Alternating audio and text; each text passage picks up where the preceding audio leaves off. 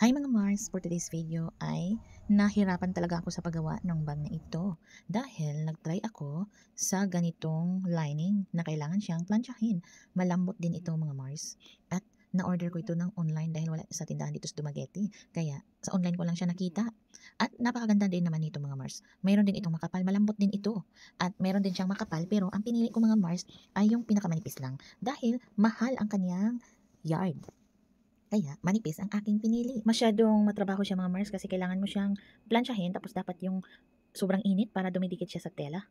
Kaya ayan, nahirapan talaga ako nito. Ang tagal kong natapos. Parang buong araw yata kasi naggawa pa ako ng pattern. Kaya next time mga Mars, ayoko na ganitong lining dahil masyadong maaksaya sa kuryente. Kasi yung benta ko mga Mars, yung affordable lang, ayoko yung medyo mahal dahil sino pa naman ang maka-afford kung mahal ang aking gawa na bag. At mas lalo akong nahirapan sa plancha mga Mars dahil hindi siya masyadong mainit. So, kailangan pala nito yung super init para dumidikit talaga.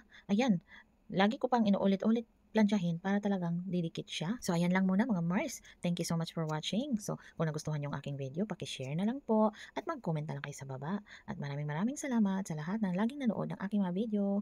And until my next video mga Mars, God bless. Panoorin nyo pala ito hanggang dulo para makita nyo kung maganda ba ang bag na ginawa ko.